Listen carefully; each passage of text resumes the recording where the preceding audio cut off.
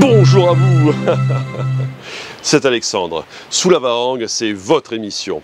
Sous la Varangue est une émission culturelle consacrée à l'art, aux traditions, à l'histoire et à l'événementiel. La mer peut-elle fusionner avec le corps humain? Eh bien, certains artistes l'ont fait dans des réalisations bluffantes. Mes amis, je vous invite au village artisanal de l'Éperon où nous allons redécouvrir la céramique et c'est tout de suite dans Sous la Varangue.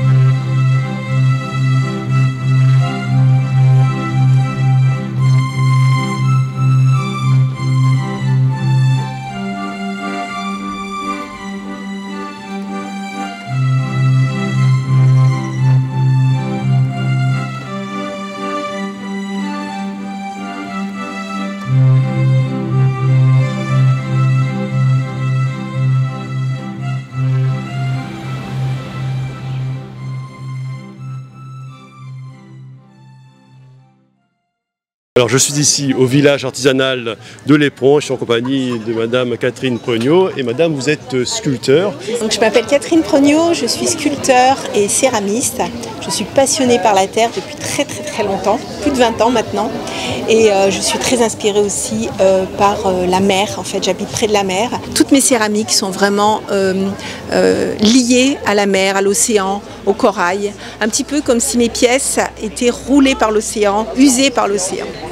J'étais peintre, j'ai vécu longtemps en Martinique, j'étais peintre et en 2005 la terre m'est tombée dans les mains à La Réunion ici, c'est La Réunion vraiment qui m'a apporté ce médium, ce nouveau médium et ça a été extraordinaire, c'est-à-dire j'ai voulu tout essayer et finalement aujourd'hui je fais vraiment de la céramique inspirée par la mer. On peut voir vos œuvres.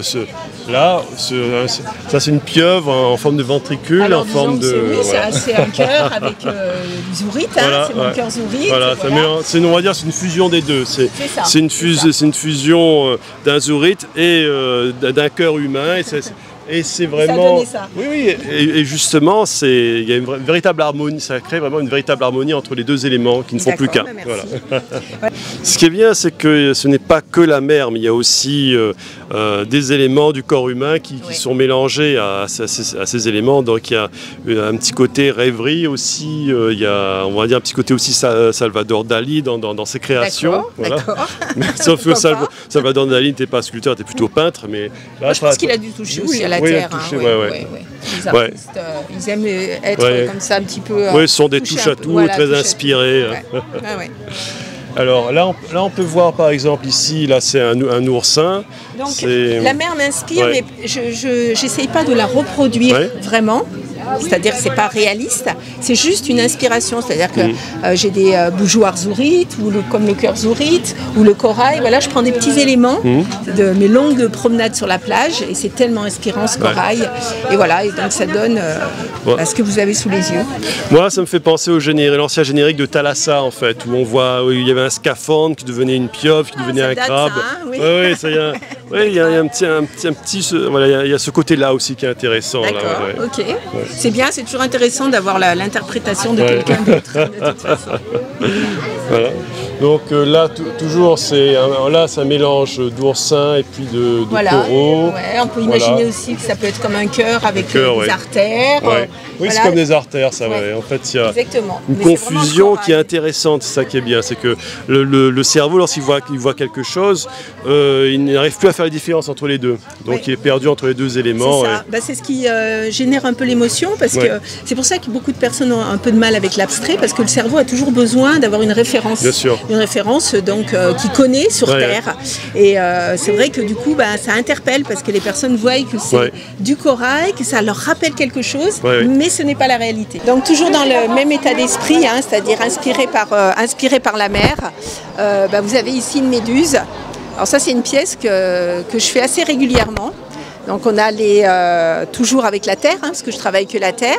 Donc c'est un biscuit, ce qu'on appelle un biscuit, c'est-à-dire une faïence. Et ensuite c'est recouvert de porcelaine. Voilà pour ce côté très blanc, un petit peu comme si mes pièces avaient été roulées par l'océan. Hein, vous voyez, vous vous promenez sur la plage et en fait les pièces sont vraiment usées par les vagues.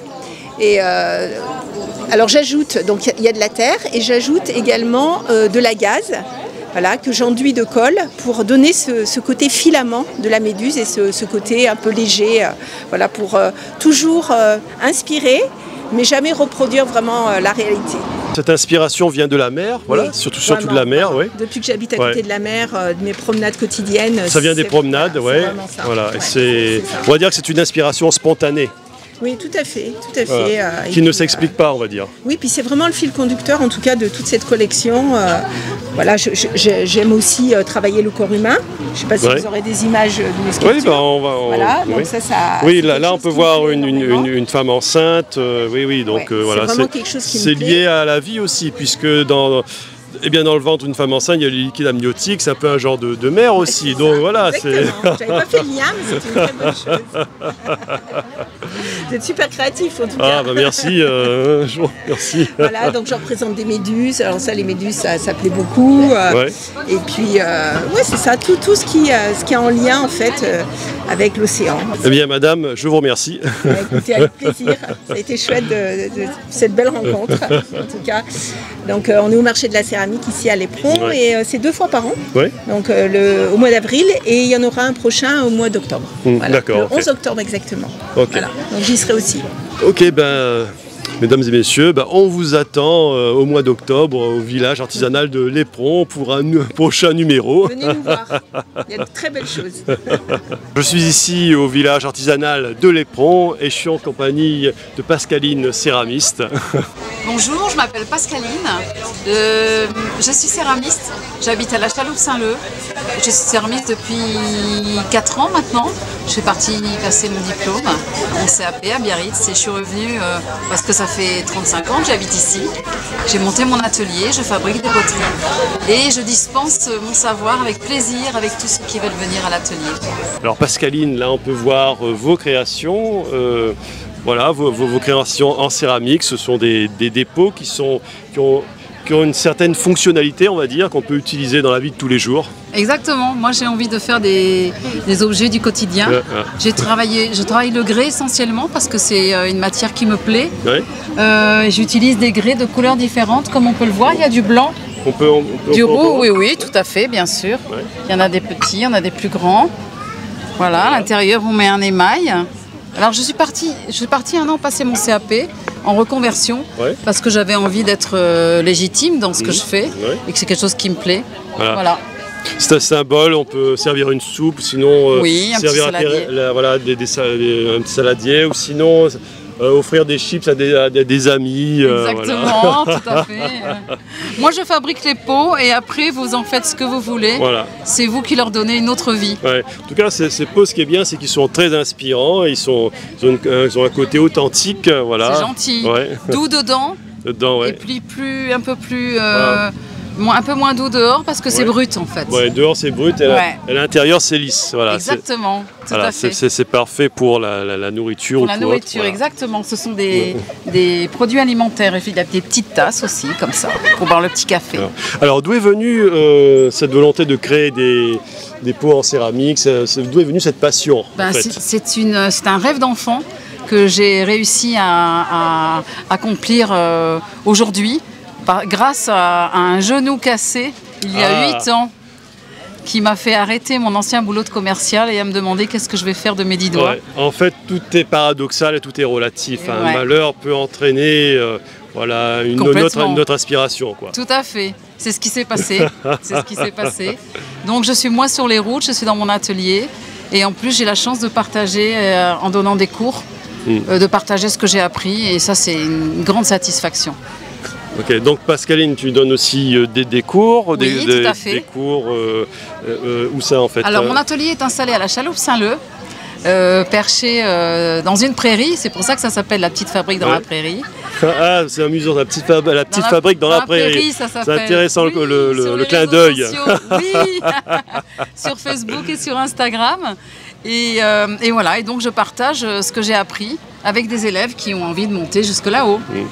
Et les horaires, c'est de quand? C'est plutôt le matin, je pense. Alors moi, je donne des cours tous les lundis, mardis, mercredis de 10h à 13h. Ouais. Il y a des gens qui viennent d'un peu loin et 10h, c'est bien. Ouais. Ça leur permet, ceux qui viennent de la Possession, par exemple. Oui, ça leur permet de faire le trajet, de se poser.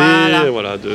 L'idéal, c'est de 10h midi, en fait. C'est ça, 10h, 13h, 10h midi. On a mis les mains dans la terre, soit pour la première fois pour une rencontre, soit pour bien essayer.